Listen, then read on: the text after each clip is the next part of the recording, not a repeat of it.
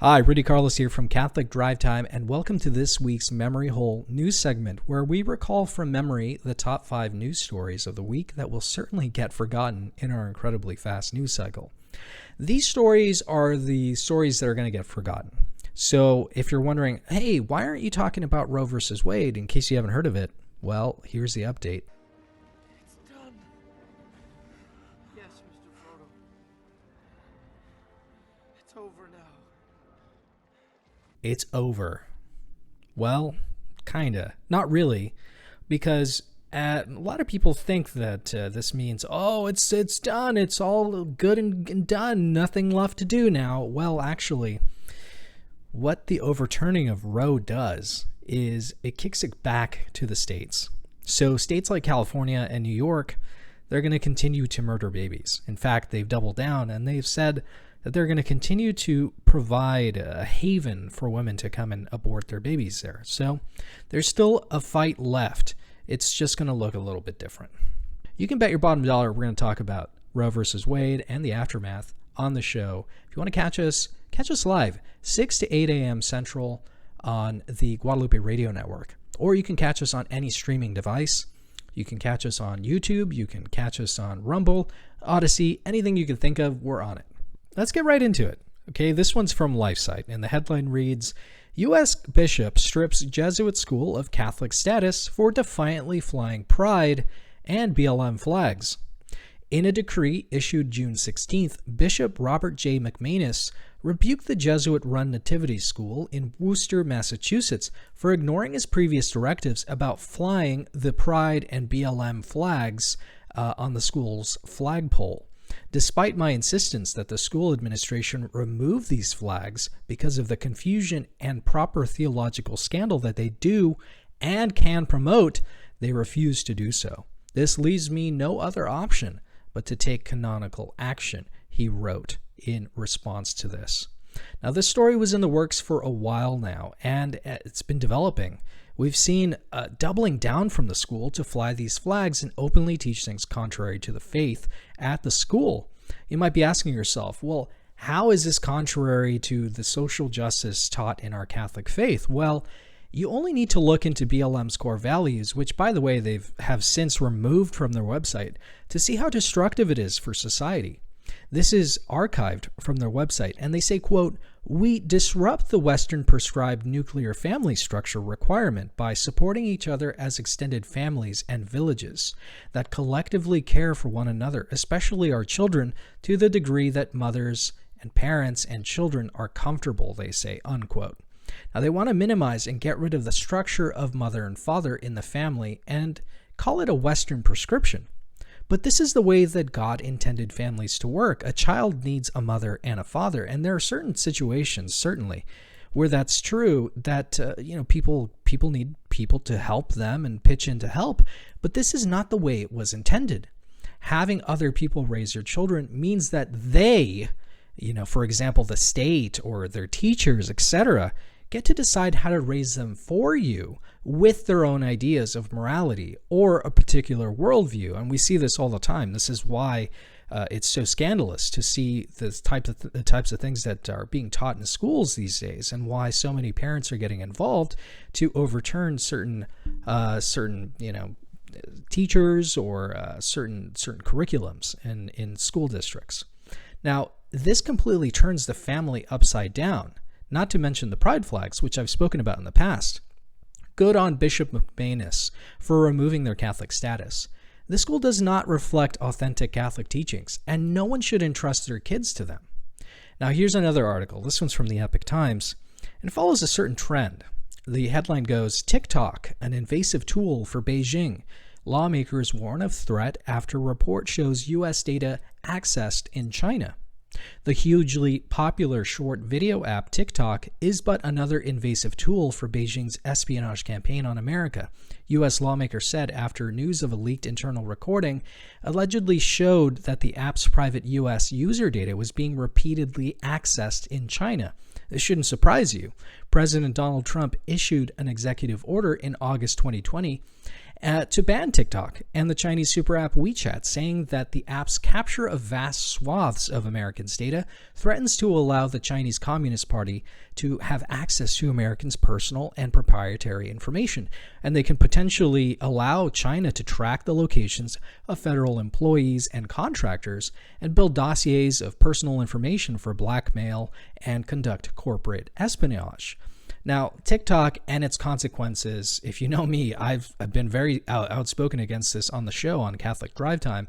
TikTok and its consequences have been a disaster for the human race. Hello, I am Yoshi. I use any pronouns. Most people refer to me with he, him, I think.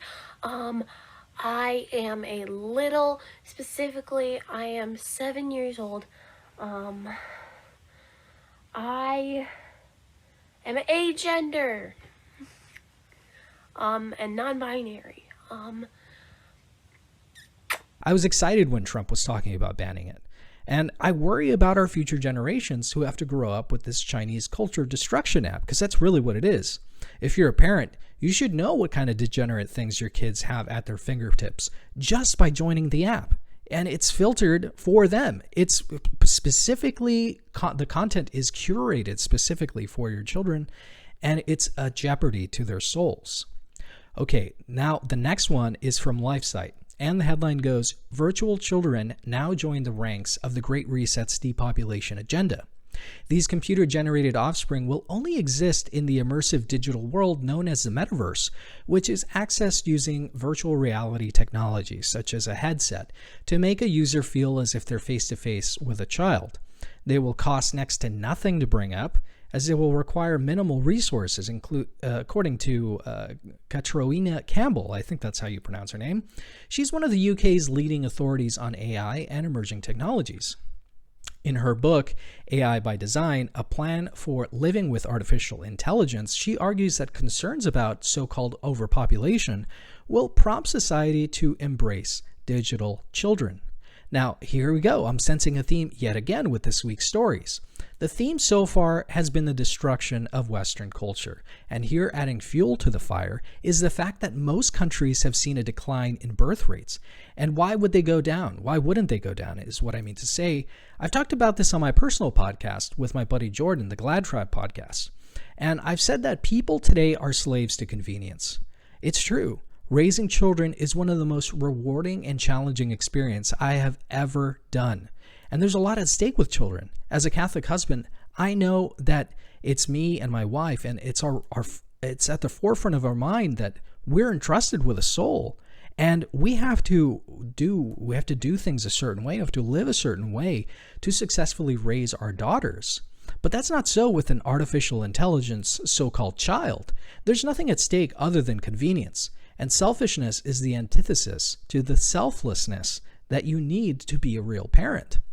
Now, here's another one. This, according to the BBC, they say, court says widower can use an embryo made with late wife. This story happens to be about in vitro fertilization. A widower has won a landmark legal case in the UK's High Court to allow him to try for a baby with a surrogate, using the last remaining IVF embryo he created with his late wife. He says, quote, "Our emotional journey was going from the helplessness of the infertility compounded by the feeling of injustice given all the other medical issues we already faced.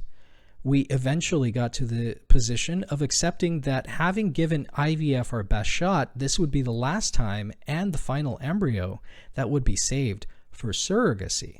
Now, this is something I've been wanting to bring up for a long time, and I want to share my sincere sympathy with those who struggle to conceive children. I know a lot of people, good friends of mine, who have issues in this regard, and it's really tough. I honestly sympathize. Children and their upbringing is the ultimate end of marriage, and I know that's the ideal, and I'm proposing that as the ideal. And it might sound insensitive to hear that, but really, it's the end of a marriage.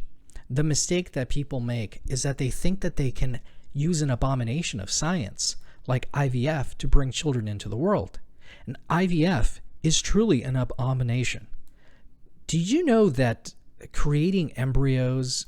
In the process of doing this, there are several sins that are committed. Think about it. How is, for example, the semen harvested from the male? It's onanism. Is surrogacy not adultery when you're implanting another child in another a woman's womb? How are the embryos formed? Some embryos end up discarded as something disposable on the path to implantation. To make a viable embryo, they go through several eggs. And certain embryos, they get to a certain stage and they're not viable, and they take them away. Let's say, for example, there's an embryo and they conclude that, oh, maybe this one is not very good. And they just, without any reason and without any qualms, they just destroy it. Now, this brings up a serious ethical question, and I hope that this is maybe something that you're thinking about. Do these embryos who are frozen and stored have a soul? There isn't anything dogmatically proclaimed about IVF, but we know that life begins at conception. So it stands to reason that they do have a soul, that the embryos who are being created in this perverse way are being murdered, just like they do with abortion.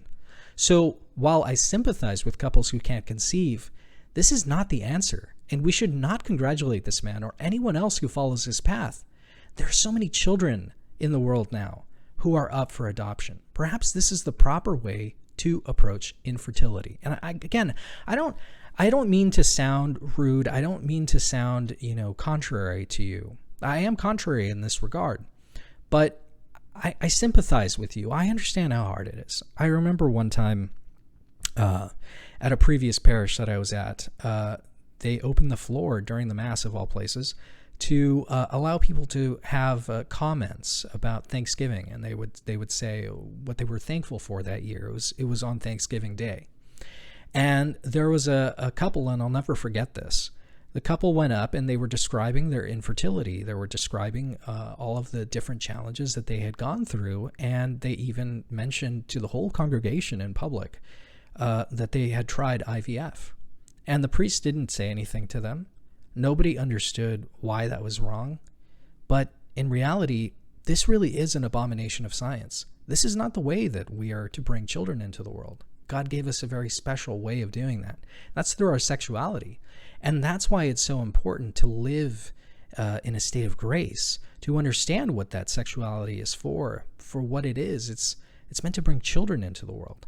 And a byproduct of that is unity. But first and foremost, it's to bring children into the world. And when we distort that, that's when we see things like abortion, like IVF, like all of the different degenerate things that are in our culture. And so that concludes all of the stories this week. And you can bet your bottom dollar we're going to be talking about Roe versus Wade. What's going to happen afterwards? What does a post-Roe world look like? These are questions that we've asked. We've sort of talked in the past a little bit about it on the show, but you can bet your bottom dollar we're going to discuss that coming up in this next week.